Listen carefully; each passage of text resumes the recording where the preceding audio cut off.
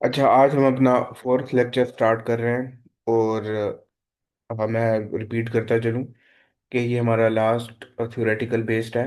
ठीक है।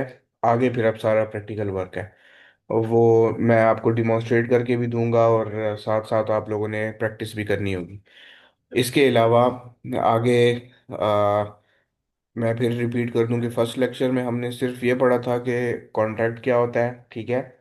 उसकी थोड़ी बड़ी टाइप्स थी, वो मैंने वैसे ही बता दी थी। और फिर डॉक्यूमेंट जो मैंने शेयर किया है, दोबारा मैंने कल शेयर किया, तो वो अगर आप गो थ्रू करें तो उसमें आपको मिल जाएगा। फिर नेक्स्ट क्लास में हमने वैसे ही इंस्टॉलेशन की, सिर्फ P6 सॉफ्टवेयर की। कल थर्ड क्लास थी, तो थर्ड क्लास में हमने जिस चीज़ को हमने स्टडी किया वो ये प्रोजेक्ट चार्टर था। ठीक है, इम्पोर्टेंट होता है तो इस वजह से पढ़ाया है। अब आगे एक और चीज़ पढ़ा रहा हूँ, ये आपको जूनियर लेवल, अगर लेट से अगर आप एंट्री लेवल में जा रहे हैं ना एज ए प्लानिंग इंजीनियर, तब आपको ये इतना हेल्प नहीं करेगी जो आज का टॉपिक पढ़ा रहा हूँ। लेकिन लेट से कल को आप थोड़ा सा सीनियर हो जाते हैं, 5-6 साल आपने गुजार लिए या 7 साल गुजार दिए एज ए प्लानिंग इंजीनियर, तो उसके बाद एक और चीज़ आती है। ठीक है। और वो आपको कहते हैं डिले एनालिसिस करके थे। ठीक है। डिले एनालिसिस जूनियर से नहीं करवाई जाती, एक बात याद रखें आप। इवन अगर आपका साइट साइट का एक्सपीरियंस भी है 2-3 साल का या 4-5 साल का, तो आपको वो प्लानिंग इंजीनियर ही बनाएंगे। ठीक है। सीनियर प्लानिंग इंजीनियर नहीं बनाएंगे। जब सीनियर प्लानिंग प्लानर आप बन जाएंगे, सीनियर प्लानिंग इंजीनियर, तो वहां पर आपको फिर डिले एनालिसिस करना पड़ता है। ठीक है। वो तरीक़ेकार ज़रा वो मैं पढ़ाऊंगा, ये टॉपिक मैंने इंक्लूड किया हुआ है इंशाल्लाह। कोर्स आउटलाइन में मेंशन नहीं है अदरवाइज। ठीक है, जानबूझ के मैंने मेंशन नहीं किया, क्योंकि जो एनरोल करेंगे तो ये तो बोनस है ना उनके लिए वैसे। तो इस वजह से अब ये बोनस में आपको मिलेगा इंशाल्लाह। ये टॉपिक मैं पढ़ाऊंगा आपको।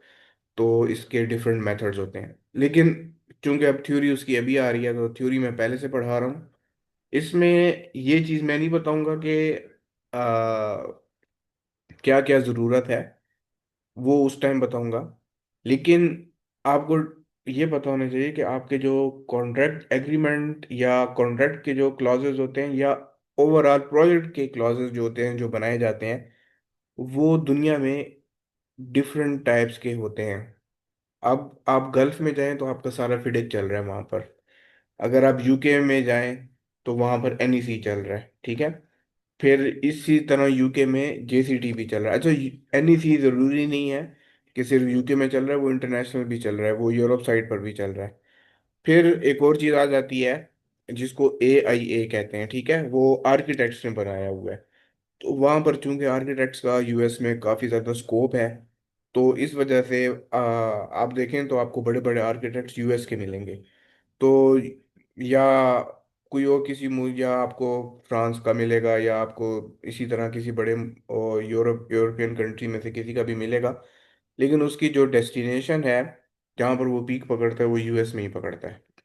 तो यूएस में आपको आर्किटेक्ट्स का रोल वहाँ पर जाता है। वहाँ पर बाकी इंजीनियर्स भी हैं, लेकिन आर्किटेक्ट्स को प्रेफरेंस ज़्यादा दी जाती है। सो अब हम आगे चलते हैं और अब हम स्टार्ट करेंगे। आज आपको फिटिंग पे आपने ज़्यादा फोकस करना है। ठीक है। हाँ, अगर आप में से कोई लड़के कल को यूके चला जाता है तो उसे पता होना चाहिए एनईसी क्या है और जेसीटी क्या है। ठीक है। और लेट से अगर आप में से कोई कल को यूएस चला जाता है तो उसे AIA का पता होना चाहिए। तो वन बाय वन आज इसको हम डिस्कस करते हैं इन सारों को। लेकिन फोकस आपने क्योंकि अच्छा आप देखें ये तो बहुत सारे हैं ना। इवन इसमें टाइप्स होती हैं, NEC 3, NEC 4। ठीक है। इसी तरह JCT और फिर AIA वगैरह। अब मैं अगर ये सारे पढ़ाऊंगा ना, तो ये मैं साल में भी आपको नहीं पढ़ा सकता। तो इस वजह से मैं आपको सिर्फ एक ही बुक पढ़ाऊंगा इन सारों में, और वो है फिटिक रेड बुक। और जो मैंने शेयर भी कर लिया है, क्योंकि हमारे हमारी इंडस्ट्री में या ऑयल एंड गैस इंडस्ट्री में अक्सर आपको इतना ही मिलेगा। रेड बुक यूज़ की जाती है, हाँ। सम केसेस में सिल्वर बुक भी यूज़ की जाती है।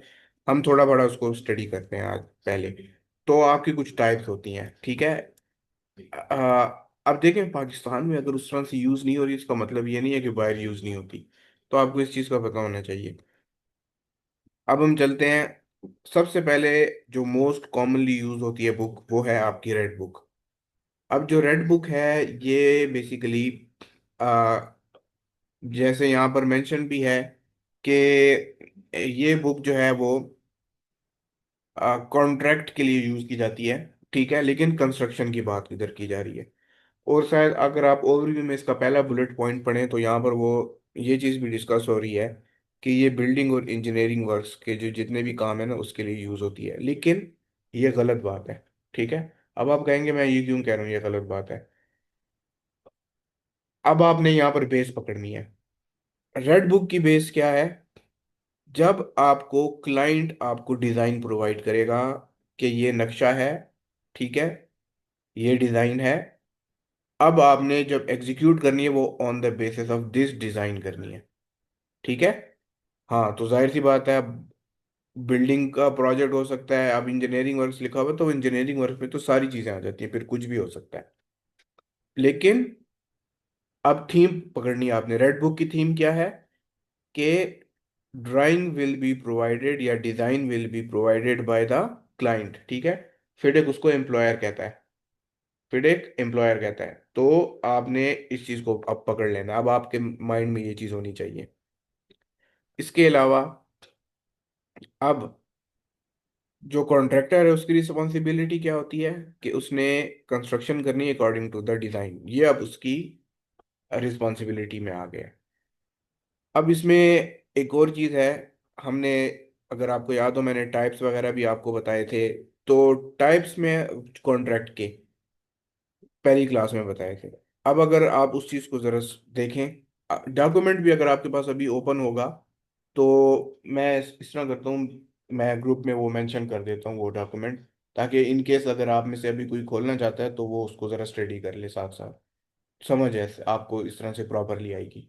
मोबाइल्स में आप लोग ओपन कर सकते हैं, या वैसे ही अगर आपके पास है तो 1 मिनट मुझे ग्रुप में मेंशन करने दें। ये हाँ, ये मिल गया, ठीक है। दिस वन मैं मेंशन कर देता हूँ, इसमें आपको सबसे लास्ट में मिल जाएगा, 5 पेजेस का, ये कोई इतना बड़ा नहीं है। तो इसमें आपको अब यहाँ पर, अब आप लोगों ने मेजरमेंट बेस्ड कॉन्ट्रैक्ट को देखना है कि उसमें क्या होता है। अब देखें, चूंकि रेड बुक है ना, डिज़ाइन प्रोवाइड करना है। अब बिलिंग जब होगी तो बिलिंग के बाद जो सबसे दूसरी चीज़ है जो बहुत इंपॉर्टेंट है, क्लाइंट ने तो चेक करना होगा ना, मैयर करके फिर पे करना है। यहां पर इसलिए लास्ट में ये वर्ड लिखा हुआ है, मैयर एंड पे। तो आपके ज्यादातर जितने भी जो रेड बुक में होते हैं वो इस वजह से मेजरमेंट एंड पे वाले होते हैं, तो वो मेजरमेंट बेस्ड कॉन्ट्रैक्ट टाइप होती है, ठीक है। मेजरमेंट बेस्ड कॉन्ट्रैक्ट टाइप होती है यूजुअली। अच्छा, अब एक और चीज, ट्रेडिशनली, ठीक है, यू- अब फॉर एग्जांपल यहाँ पर तो देखें, अगर पॉइंट जो लिखा हुआ है ना कि सुटेबल फॉर ट्रेडिशनल कॉन्ट्रैक्ट्स, यानी जहाँ पर डिज़ाइन जो हो वो कंस्ट्रक्शन से सेपरेट हो। कहने का उनका मतलब ये है कि डिज़ाइन जो है वो क्लाइंट बनाए। तो अब ये वहाँ पर रेड बुक ज़्यादा यूज़ की जाती है। अब आप खुद सोचें, 90% तो प्रोजेक्ट्स ऐसे ही होते हैं, क्योंकि क्लाइंट जो है वो फोकस उसका ये, वो इसलिए इस तरह करते हैं कि ड्राइंग्स बनवाते हैं कंसल्टेंट से, ताकि आपका जो प्रोजेक्ट है वो क्योंकि उनको भी तो सिक्योरिटी चाहिए, क्वालिटी चाहिए, तो इस तरह वो क्वालिटी को मेजर कैसे करेंगे। अब हाँ, आप ये भी कह सकते हैं कि कॉन्ट्रैक्टर भी तो ड्राइंग बना के सबमिट कर सकता है, फिर उसकी रेड बुक यूज़ नहीं की जाती। वो फिर हम आगे स्टडी करेंगे। तो इस वजह से सबसे ज़्यादा यही यूज़ की जाती है, क्योंकि क्लाइंट को इसमें सेटिस्फेक्शन ज़्यादा होती है, क्योंकि ड्राइंग उसने बनाई होती है। और बाकी क्राइटेरिया क्या है? मेजरमेंट होगी, अगर कहा गया है 20% कंप्लीट होना चाहिए इस डेट तक, तो 20% की मेजरमेंट होगी। मेजरमेंट के बाद फिर वो आगे जाएंगे और फिर आपको वो पे करेंगे, यानी आपका बिल हो जाएगा। सो अब चलते हैं, इसकी एग्जांपल है कि गवर्नमेंट एक हाईवे बनाना चाहती है। अब देखें, ज़रूरी नहीं है बिल्डिंग का, हाईवे का भी प्रोजेक्ट हो सकता है।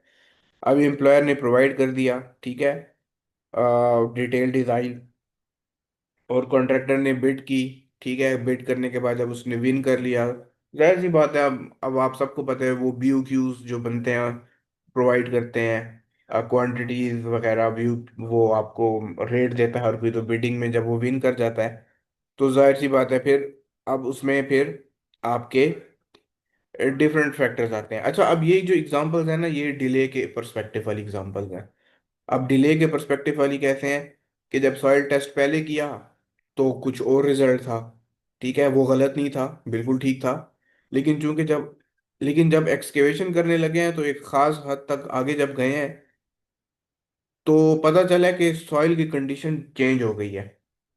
कहीं पर चेंज है, कहीं पर नहीं है। अब देखिए वो थ्रू आउट तो नहीं करते ना, वो तो एक स्पेसिफिक दो तीन जगहों पर करके इस तरह से करते हैं। लेकिन एक्सकेवेशन तो एक पूरा एरिया की होती है। तो अब वो जब उस पूरे एरिया की हो रही है, तो उसमें डिफरेंट आपकी सॉइल कंडीशंस आ सकती हैं और आती भी हैं।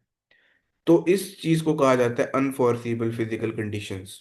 इसका क्लॉज भी है, ठीक है, यहाँ पर मेंशन है, 4.12 क्लॉज मेंशन है, ठीक है। अब ये चीज, अब इसकी वजह से डिले होगा। डिले क्यों होगा?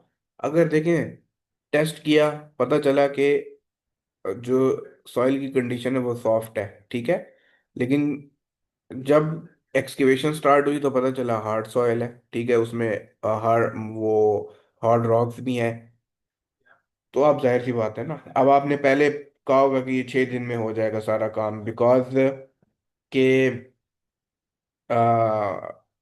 सॉफ्ट सॉइल है। लेकिन अब तो 6 दिन में नहीं हो सकता, हार्ड सॉइल आ गई है।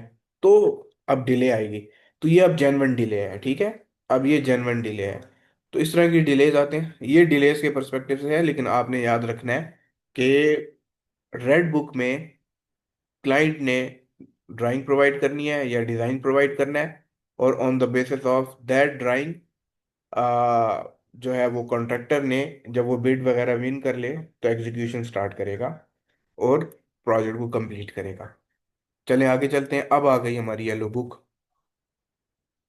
अब ये जो कॉन्ट्रैक्टर होता है, यहाँ पर वो रिस्पॉन्सिबल होता है। अब उसने क्या करना है, डिज़ाइन भी खुद करना है और कंस्ट्रक्शन भी उसकी खुद करनी है। अब आप कहेंगे कि हमने तो कभी भी ऐसे प्रोजेक्ट नहीं देखा। होते हैं ऐसे प्रोजेक्ट, अक्सर आपके जो इंडस्ट्रीज के प्रोजेक्ट होते हैं, जो इंडस्ट्री की एक्सपेंशन के प्रोजेक्ट्स होते हैं, जिनको टर्न की इंफ्रास्ट्रक्चर प्रोजेक्ट्स भी कहते हैं। तो उन प्रोजेक्ट्स में ऐसा होता है कि आपकी येलो बुक यूज़ की जाती है।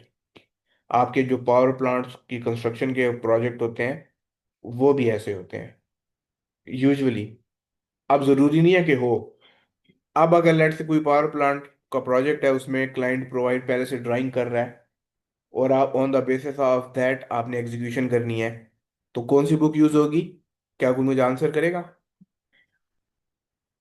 एनीवन जो मुझे आंसर करना चाहे, बेशक चैट में करें, लेकिन जरूर करें, पार्टिसिपेट किया करें क्लास में।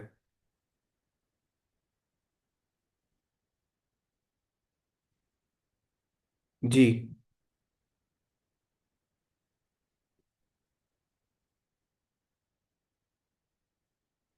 M I audible to everyone? जी सर, आ रही है आपकी आवाज़। जी, तो मैंने क्वेश्चन पूछा, मुझे आंसर करें। नो, येलो बुक क्यों यूज की जाएगी भाई मेरे? Red book, yes sir. Red book use की जाएगी, ठीक है, येलो बुक नहीं। जी येलो सर। बुक, लेट से, अब फॉर एग्जांपल मैं घर बनाना चाह रहा हूँ और मैं इंजीनियर नहीं हूँ, ठीक है। आप एज्यूम करें ना, मैं क्लाइंट हूँ, मैं अब कोई बिल्डिंग बनाना, ये अक्सर जो प्राइवेट बिल्डिंग्स होती है ना वैसी ही होती हैं। तो वो क्या करते हैं, किसी कॉन्ट्रैक्टर को हायर करते हैं, तो उसी से ही किसी बिल्डर को हायर करते हैं, उसी बिल्डर से पहले डिजाइन बनवाएंगे, फिर उसी बिल्डर से कंस्ट्रक्शन भी करवाएंगे। तो फिर अब वो जरूर, अब देखें वो तो प्राइवेट काम हो रहा हो तो उसमें येलो बुक इतनी फॉलो नहीं होती, लेकिन जब गवर्नमेंट सेक्टर की बात आती है वहां पर फिर येलो बुक फॉलो होती है, ठीक है। तो फिर वहां पर येलो बुक होगी, क्यों? क्योंकि वहां पर आपको जो है वो पहले से कॉन्ट्रैक्टर रिस्पॉन्सिबल होता है, किसका, डिजाइन और कंस्ट्रक्शन दोनों का। और अक्सर मैंने आपको बता दी, यूजुअली इंडस्ट्री के प्रोजेक्ट्स में इसलिए ऐसा होता है कि वहां पर अक्सर उनकी टीम है, अगर तो छोटी इंडस्ट्री है तो फिर उनकी टीम उस तरह की नहीं होती, तो वो फिर डिज़ाइन वगैरह बनवाते हैं। लेकिन कुछ होते हैं जो कि फिर कंसल्टेंट से भी बनवाते हैं, बट इट डिपेंड्स।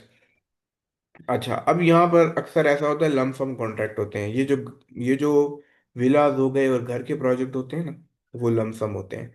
वो तो वो थीम जो पकड़ रहे हैं ना, वो येलो बुक की पकड़ रहे हैं। ठीक है। आप ये समझें कि उनको इस चीज की उनको इस चीज का आइडिया नहीं है कि वो कर क्या रहे हैं, कौन सी बुक को फॉलो कर रहे हैं, बिकॉज उन्होंने तो कभी ये चीज नहीं स्टडी की होगी। लेकिन थीम वो यही फॉलो कर रहे हैं। आपको तो अब इसलिए समझ आ जाएगी कि आपने टाइप समझ लिया है, तो उस बेसिस पे आप समझ जाएंगे। अच्छा, फिर इसका ये प्रैक्टिकल एग्जांपल है, वही एक प्राइवेट एनर्जी कंपनी है जो कि एक कॉन्ट्रैक्ट अवार्ड कर रही है किसी सोलर पावर प्लांट की बनाने की। ठीक है, वो बनाना चाहते हैं तो कॉन्ट्रैक्ट अवार्ड कर रहे हैं। अब कॉन्ट्रैक्टर जो है उस रिस्पॉन्सिबल है वो डिज़ाइन और कंस्ट्रक्शन का, ताकि वो परफॉर्मेंस स्पेसिफिकेशंस मीट करे। अब उसको वो परफॉर्म, लेकिन इसमें ये होता है कि परफॉर्मेंस के उनको स्पेसिफिकेशंस बता दिए जाते हैं। अब जैसे यहाँ पर अगर तो वो ठीक है चले फेल हो गया, तो वो तो फिर रिजेक्शन क्लॉज होता है 7.5 ये येलो बुक में। तो वो एक और चीज़ है। खैर वो तो रिजेक्शन की बात हो गई ना। लेकिन उसने स्पेसिफिकेशंस वो बता देते हैं कि ये चीज़ हमें इस तरह की चाहिए।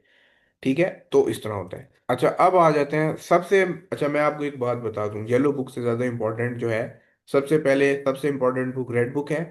फिर उसके बाद सिल्वर बुक है। ठीक है, येलो बुक ठीक है, टर्न की प्रोजेक्ट्स के लिए यूज़ की जाती है, बट ये जो छोटे प्रोजेक्ट्स होते हैं ना उनके लिए यूज़ की जाती है, जैसे सोलर का कोई पावर प्लांट बनाना, ठीक है, या सोलर के काम करना, इसके लिए ज़्यादा यूज़ की जाती है। लेकिन अब हम आते हैं सिल्वर बुक की तरफ। अच्छा, अब यहां पर भी वही चीज है, लेकिन अब इधर एक चीज का इजाफा हो गया है वहां पर। अब EPC stand for engineering, procurement and construction. ठीक है, तो इंजीनियरिंग का मतलब होता है डिजाइन। तो सिल्वर बुक में भी डिजाइन है, रेड बुक में भी डिजाइन है, तो इसका मतलब है इंजीनियरिंग वहां पर आ गई। अब जो सिल्वर बुक है ना, इसमें एक और चीज का इजाफा हो गया, प्रोक्योरमेंट। ठीक है, उनमें भी अब देखें, कंस्ट्रक्शन होगी तो मटेरियल तो चाहिए होगा ना। ऑटोमेटिकली आपका हर प्रोजेक्ट ईपीसी का ही होता है। ऐसा दुनिया में कोई प्रोजेक्ट नहीं है जो ईपीसी बेस्ड ना हो। क्यों? ड्राइंग चाहिए सबसे पहले। जब ड्राइंग होगी तो उसके बाद आपको उस मटेरियल चाहिए। मटेरियल होगा तो साइट पर काम हो सकेगा, अदरवाइज नहीं हो सकेगा। ईपीसी कहते ही इसी को है। ठीक है, तो आपका हर प्रोजेक्ट इस तरह होता है। लेकिन अब सिल्वर बुक में उन्होंने ईपीसी बेस्ड इसलिए उसको किया है कि जो आपके लार्ज इंफ्रास्ट्रक्चर के प्रोजेक्ट्स होते हैं, जैसे पावर प्लांट्स हो गए बड़े बड़े, ठीक है, या ऑयल रिफाइनरीज हो गई, तो इस तरह के जो आपके प्रोजेक्ट्स होते हैं, ये ऑयल एंड गैस सेक्टर की बात हो रही है। ठीक है, तो उसमें ईपीसी बेस्ड वो इसलिए होते हैं, इसी और इन्हीं को टर्न की प्रोजेक्ट्स कहा जाता है। ठीक है, अब आपके जो बड़े टर्न की प्रोजेक्ट्स होते हैं, जो मेगा प्रोजेक्ट्स होते हैं, उसमें आपको पूरा प्रोक्योरमेंट का भी बना कर देना पड़ता है। इसको क्या कहते हैं, पूरा स्केजुअल। ठीक है, यानी मुझे कंक्रीट इस दिन चाहिए, मुझे सीमेंट इस दिन चाहिए, मुझे फलानी चीज़ इस दिन चाहिए, इस दिन चाहिए।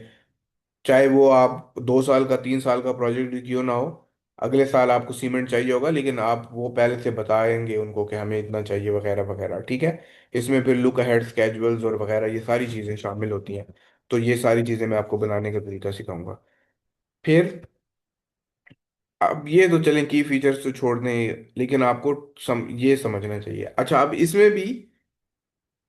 इसमें सारी की सारी रिस्पॉन्सिबिलिटी कॉन्ट्रैक्टर की है। इंजीनियरिंग यानी डिज़ाइन भी वो खुद बनाएगा, इसमें भी प्रोक्योरमेंट यानी मटेरियल को प्रोक्योर भी खुद करेगा, सब कुछ करेगा, बताएगा भी सही कब कब मैं ला रहा हूँ। और कंस्ट्रक्शन तो वैसे भी है। ठीक है, वो तो पहले में भी थी, इसमें भी है। उनमें भी प्रोक्योरमेंट है, ऐसी बात नहीं है। ठीक है, लेकिन यहाँ पर आपको स्केजुअल भी बनाना पड़ता है। लेकिन अब एक बात याद रखें, जरूरी नहीं है आपको प्रोक्योरमेंट का स्केजुअल। आप समझ रहे होंगे कि मुझे तो डिजाइन प्रोवाइड किया मेरे क्लाइंट ने, लेकिन वो मुझे क्यों कह रहा है कि मैं प्रोक्योरमेंट का भेजूं अब पूरा स्केजुअल, हालांकि ये तो रेड बुक है। देखें, रीज़न ये है कि बाज़ दफ़ा क्लाइंट जो है वो रिस्पॉन्सिबिलिटी उठा लेता है कि मैंने कंक्रीट और जो स्टील है वो प्रोवाइड करना है, बाकी मटेरियल ये उठा लें, अक्सर ऐसे ही होता है।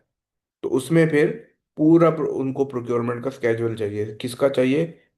एक तो उनको चाहिए कंक्रीट का प्लस स्टील का, ठीक है, इन दोनों का उनको चाहिए होता है, तो इसलिए वो डिमांड करते हैं। अच्छा, अब हम चलते हैं आगे।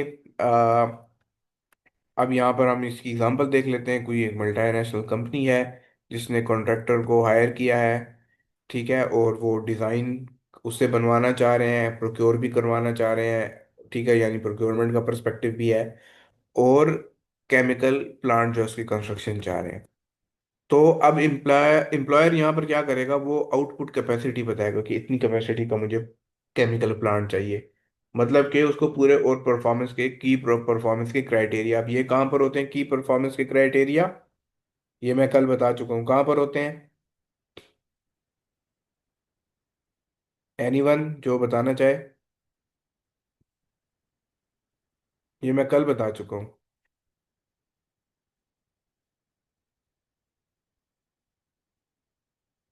जी, एनीवन?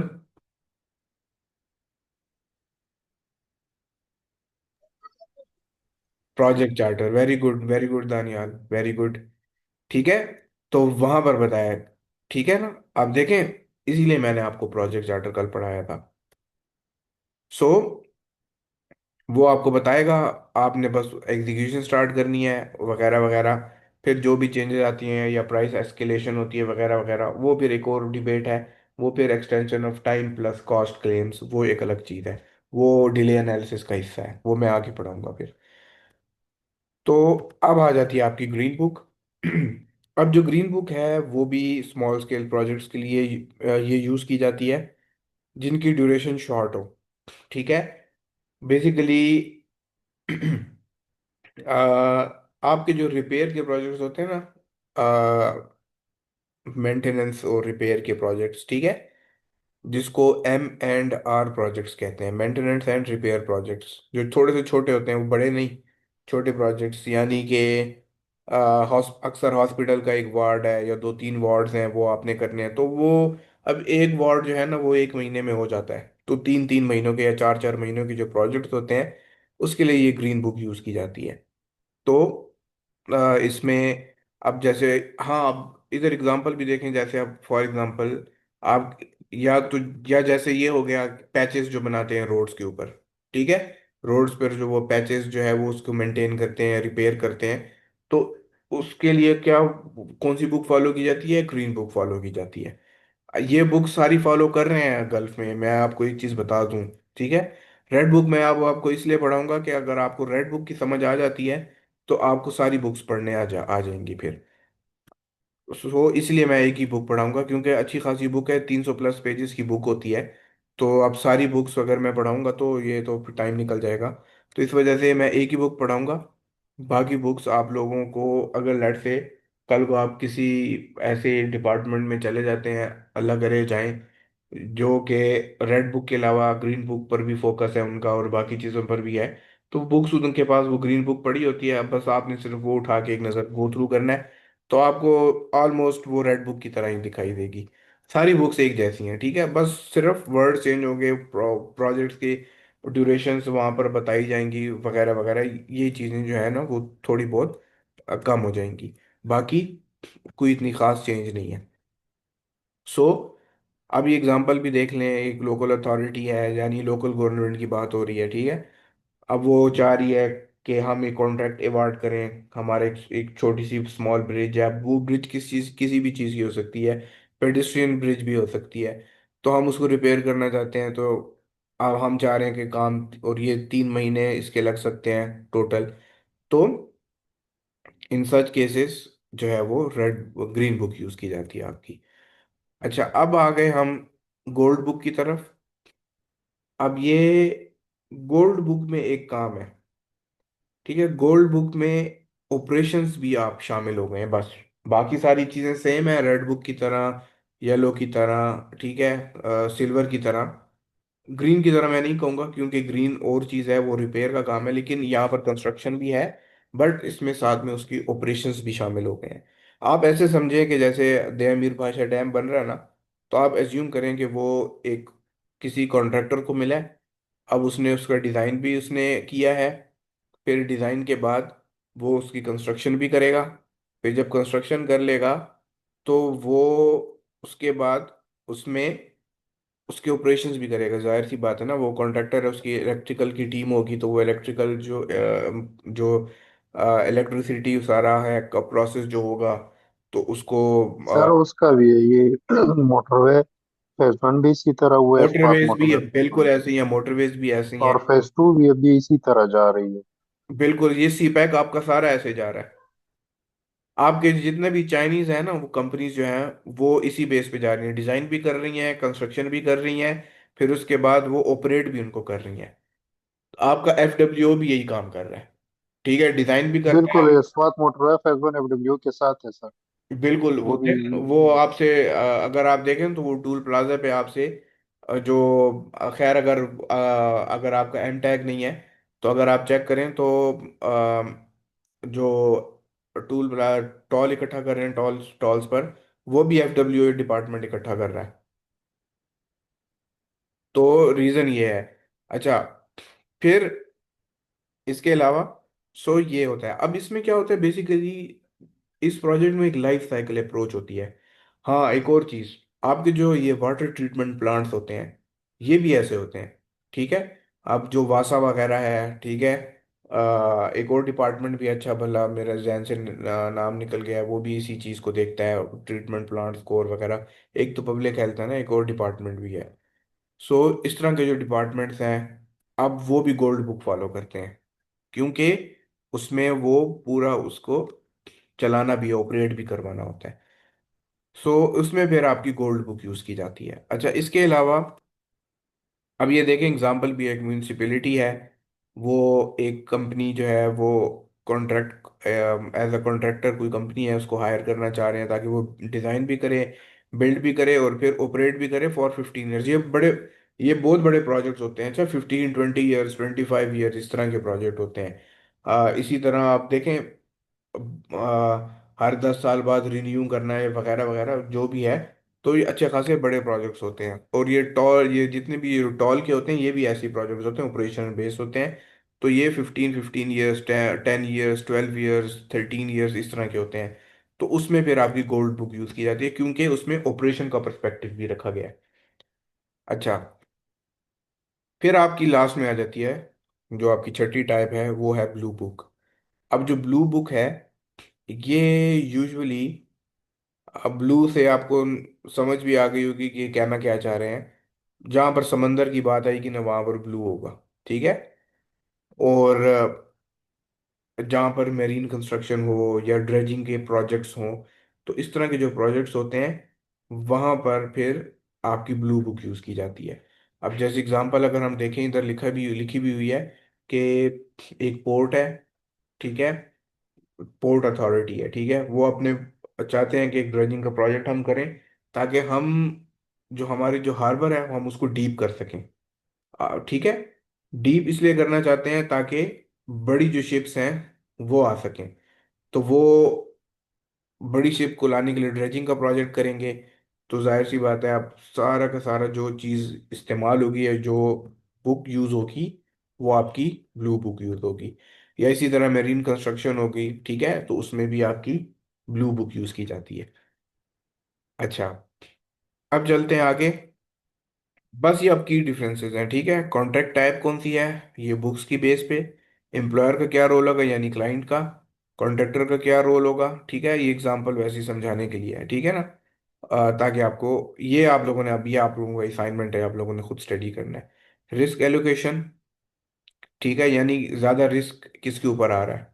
ठीक है, जाहिर सी बात है, रेड बुक में एम्प्लॉयर जो है वो रिटेन कर रहा है, येलो बुक में कॉन्ट्रैक्टर जो है वो डिज़ाइन का वो कर रहा है। ठीक है। अब यहाँ पर सिल्वर बुक में मोस्ट रिस्क, जाहिर सी बात है, ग्रीन बुक में शेयर्ड होते हैं। ठीक है, ग्रीन बुक में शेयर्ड होते हैं। सिमिलरली जो आपकी गोल्ड बुक है, उसमें कॉन्ट्रैक्टर के ऊपर सारी आ रही है, क्योंकि उसने पूरा लाइफ साइकिल रिस्क भी आ रहा है उसमें। और ब्लू बुक में भी शेयर्ड होते हैं। ठीक है। सो ये आप लोगों ने, वैसे ही आप लोगों ने, तो मैं खैर वैसे ही मैं एक्सप्लेन तो कर चुका हूँ। और ये टिपिकल यूज केसेस, यानी कहाँ पर ज़्यादातर ये कौन सी बुक यूज होती है। ठीक है, आप इस पे जाएं, मैं ये नहीं कहूंगा कि आप इस पे ना जाएं, लेकिन आपने कॉन्सेप्ट को पकड़ के रखना है। अब कल को आप एक हाईवे के प्रोजेक्ट पर जा रहे हैं और आपकी कंपनी को डिज़ाइन का भी प्रोजेक्ट मिल गया है कि वो डिज़ाइन भी खुद करें फिर बनाएं भी, ठीक है, और लेट से ऑपरेट भी खुद करें, ठीक है, जब उसके ऊपर ऑपरेशन स्टार्ट हो जाए, तो अब कौन सी बुक यहाँ पर यूज़ होनी चाहिए? अभी बताया हमने, क्लास में भी डिस्कस हुए, कौन सी बुक यूज़ होनी चाहिए? Yellow books. नहीं नहीं, ऑपरेशन की बात भी हो रही है। गोल्ड बुक, ओ, बिल्कुल। Green books sir. Gold book, gold book, gold book, Daniyal ने सही आंसर दिया है, वेरी गुड। आ, ठीक है, तो गोल्ड बुक आपकी यूज होगी। अच्छा, अब हम चलते हैं आगे, बस अब टॉपिक हमारा छोटा सा ही रह गया है। अब सर एनईसी जो हमारा है, तो यहाँ पे जो प्रोजेक्ट है, हम तो पिंक बुक यूज कर रहे हैं। हमारे डीबी का प्रोजेक्ट है। वो पिंक बुक नहीं है, वो पिंक है, वो असल में है रेड बुक। जी सर। है वो रेड बुक, वो पिंक नहीं है। वो उन्होंने, मैं आपको दिखा देता हूँ ना, ये चीज है ये रेड बुक, वो इस तरह का होगा। ये भी देखें पिंक कलर ही है, ये है पिंक नहीं असल में। बस ये इन्होंने क्या किया इस बार, पहले ये रेड आती थी, इन्होंने 2017 वाली बुक को पिंक कर दिया अनफॉर्चुनेटली। है ये असल में जी रेड सर। बुक ही, जी जी। ठीक है, ये असल में है रेड बुक ही। चले आगे चलते हैं, अब हम चेक करते हैं कि एनईसी क्या होता है। देखें, यूके ने बनाया ये। एनईसी का मतलब है न्यू इंजीनियरिंग कॉन्ट्रैक्ट, ठीक है। अब अब मैं इसमें ये नहीं बताऊंगा कि होता क्या है, होता क्या है, क्योंकि इसमें उस तरह की चीज़ नहीं है। ये इसका जो ज़्यादातर फोकस है वो डिले एनालिसिस ही फोकस है एनईसी का, ठीक है। फिडिक वगैरह का भी है, लेकिन इनका ज़्यादा है। तो एनईसी में बेसिकली उन्होंने काम ये किया है कि कोलैबोरेशन, फ्लेक्सिबिलिटी और प्रोएक्टिवनेस को डालने के लिए उन्होंने एनईसी बिल्ड किया है यूके वालों ने।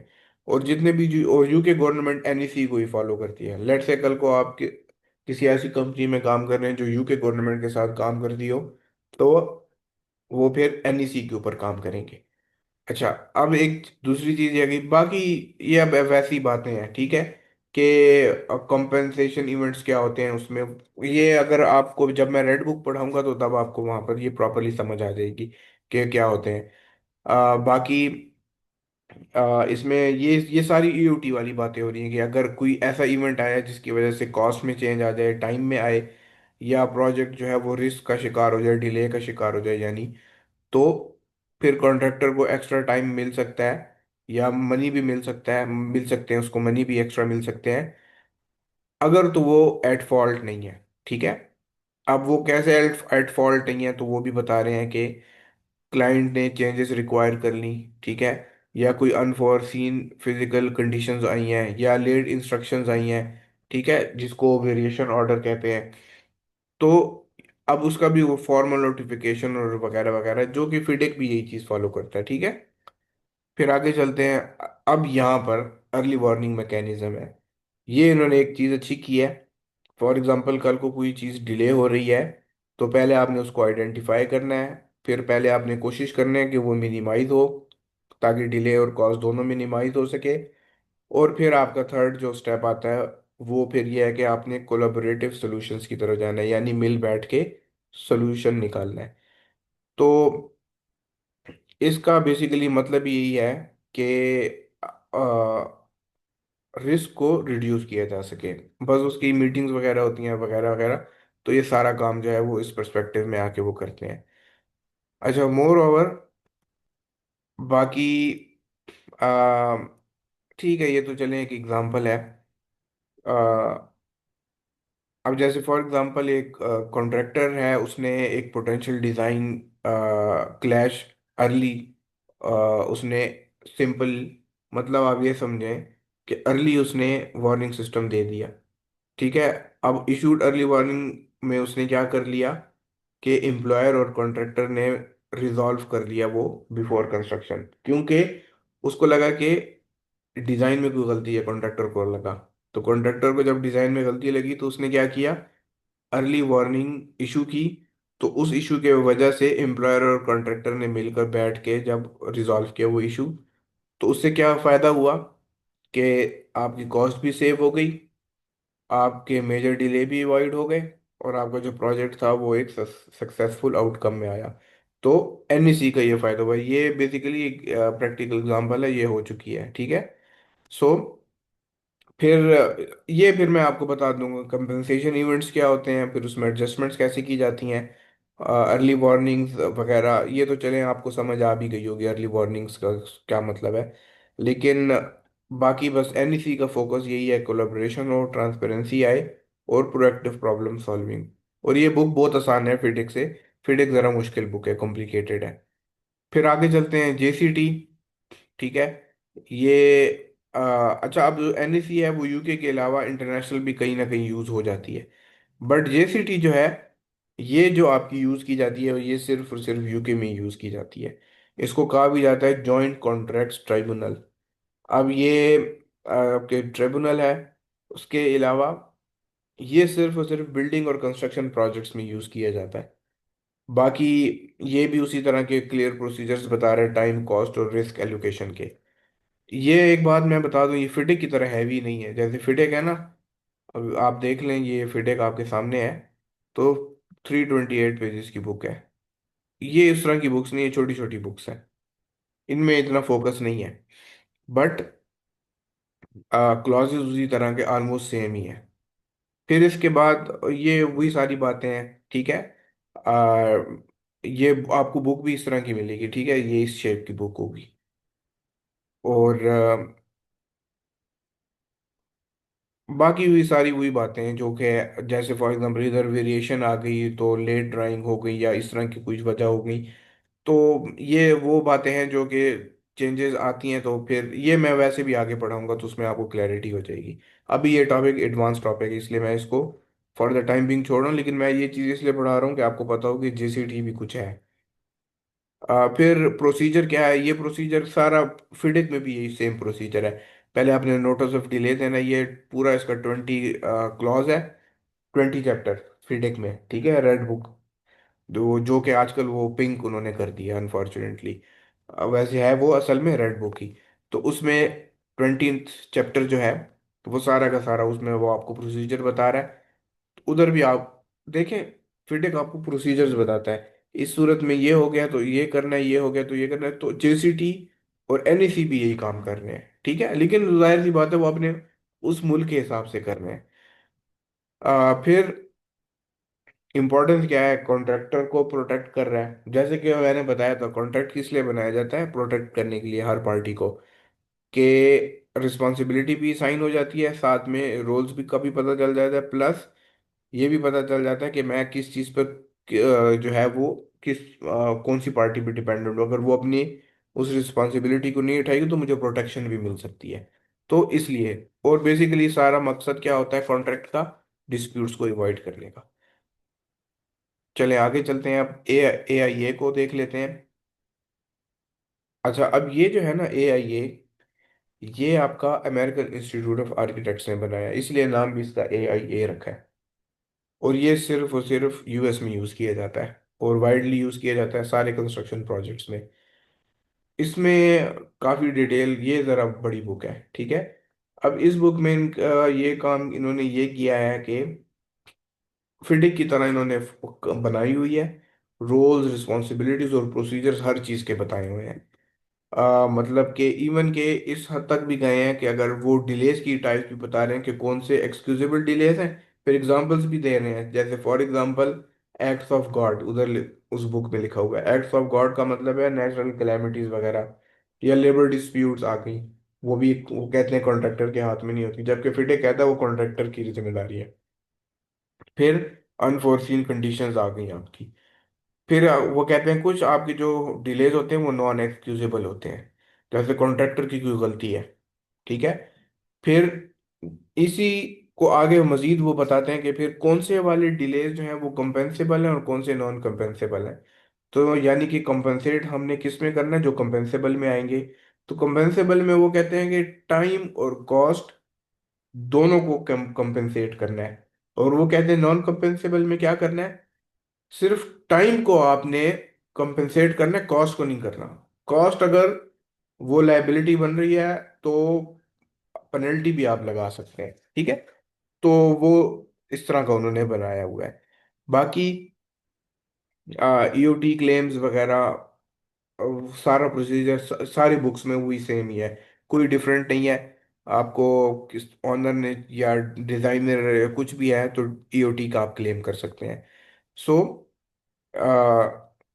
अच्छा, एक और चीज़ ये है कि इस अकॉर्डिंग टू दिस बुक, जो यूएस है, यूएस की जो कोर्ट्स हैं, अदालतें हैं यूएस की, वो भी इंटरवीन कर सकती हैं, ठीक है। और इस बुक के हिसाब से ही वो आ, आपको या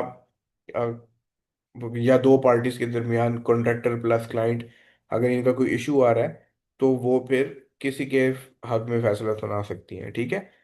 तो ये चीज़ है।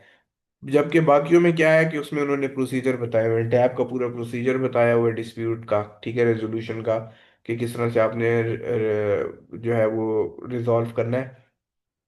इसमें है लेकिन कोर्ट्स के जरिए से है। जबकि बाकियों में है कि पहले खुद करें, और वो मैं फिर आपको बता दूंगा फिटेक में। अच्छा, बाकी एक और चीज़ भी है कि ये अब एक केस हो चुका है अमेरिका में, कि कोई पार्टी थी जिसने ईओटी के लिए क्लेम किया लेकिन उसने लेट नोटिस भेजा। तो लेट नोटिस की वजह से जो कोर्ट है उसने डिनाई कर दिया ईओटी क्लेम। उसने कहा नहीं, हम आपका ईओटी क्लेम जो है वो रिजेक्ट करते हैं। तो यहाँ से उन्होंने फिर लेसन ये सीखा कि टाइमली कम्युनिकेशन जो है वो इम्पोर्टेंट है। ये ना हो कि आप लेट नोटिस भेजें। तो अब फिडिक ने भी इस लेट नोटिस के ऊपर बड़ा फोकस किया हुआ है। अगर आप चलें, मैं आपकी एग्जाम्पल के लिए आपको मैं बता देता हूँ। हम ज़रा 20 चैप्टर में चलते हैं ना।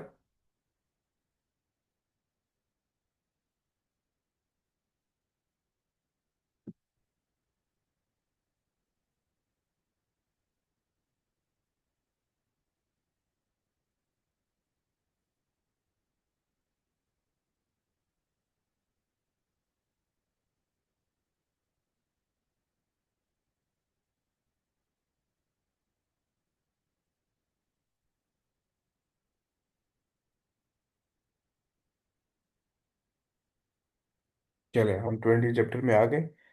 अब ज़रा इस आप इस चैप्टर को ज़रा देखें तो आपको क्लैरिटी हो जाएगी। ये आ गया, ठीक है। ये वैसी ऊपर सारी वो बातें हैं कि अगर एम्प्लॉयर को लगता है, ठीक है, कि वो एंटाइटल्ड है, यानी कॉन्ट्रैक्टर को, वो के क्लाइंट की बात कर रहा है, और अगर कॉन्ट्रैक्टर को लगता है कि वो एंटाइटल्ड है फॉर एडिशनल पेमेंट या ईओटी के लिए, तो उसने क्या करना है क्या नहीं करना है, ये प्रोसीजर वगैरह है। आ, ये सबसे पहले आपने भेजना है नोटिस ऑफ क्लेम, ठीक है। अब उसको उन्होंने पहले से बता दिया। अगर आप इस लाइन में देखें, ये इसी नोटिस ऑफ क्लेम की आप फोर्थ लाइन में देखें, थर्ड लाइन के लास्ट से देखें, and no later than 28 days, ठीक है, and no later than 28 days, ठीक है।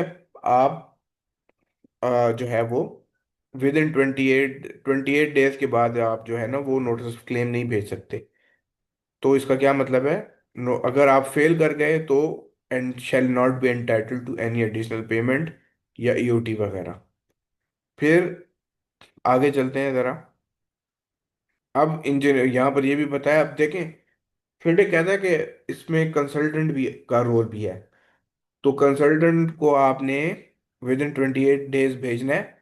तो उसने विद इन 14 डेज उसका आपको आंसर देना है। अगर ना ना दिया तो फिर आपका वो जो नोटिस है, shall be shall be deemed to be a valid notice in case if the engineer does not give such a notice within 14 days, ठीक है।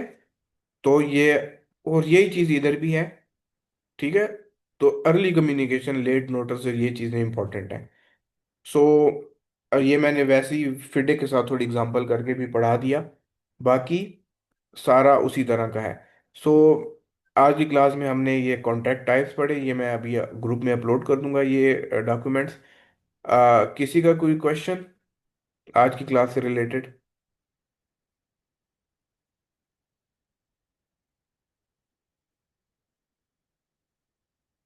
अच्छा, कल जो है, अब आप लोग कोशिश करें कल तक P6 अपने सिस्टम्स में इंस्टॉल कर लें। ठीक है। अभी भी मैं कह रहा हूँ, कल भी मैंने कहा था लेकिन मुझे किसी ने मैसेज नहीं किया। इन केस अगर आप में से किसी के पास भी सॉफ्टवेयर नहीं है, तो आप लोग क्लास से पहले एनी टाइम डिमांड कर सकते हैं, इंशाल्लाह मैं प्रोवाइड करूँगा। बाकी इंस्टॉलेशन का प्रोसेस वो वीडियो में है क्लास की सेकंड लेक्चर में, तो आप उसी को फॉलो कर लीजिएगा। बाकी मेरे ख्याल में सिवाय दानियाल के बाकी सबको शायद लेक्चर्स मिल गए, क्योंकि दानियाल भाई ने कल मुझे काफ़ी लेट जो है वो ईमेल भेजी थी, तो इस वजह से उस टाइम मैंने लैपटॉप मेरा ऑफ था। उनको मैं अभी भेज दूंगा। बाकी आ, बाकियों को इंशाल्लाह मिल मिल गए होंगे लेक्चर्स। सो कोई क्वेश्चन किसी का? सर ये टाइमिंग का क्या करेंगे रमजान, क्योंकि कल से तो तरावीह भी स्टार्ट होगी। वो मैं टाइम, कल भी हमने ये बात डिस्कस की थी, तो वो मैं आपको टाइमिंग बता दूंगा। ठीक है। जी ठीक है। जी, और कोई क्वेश्चन किसी का?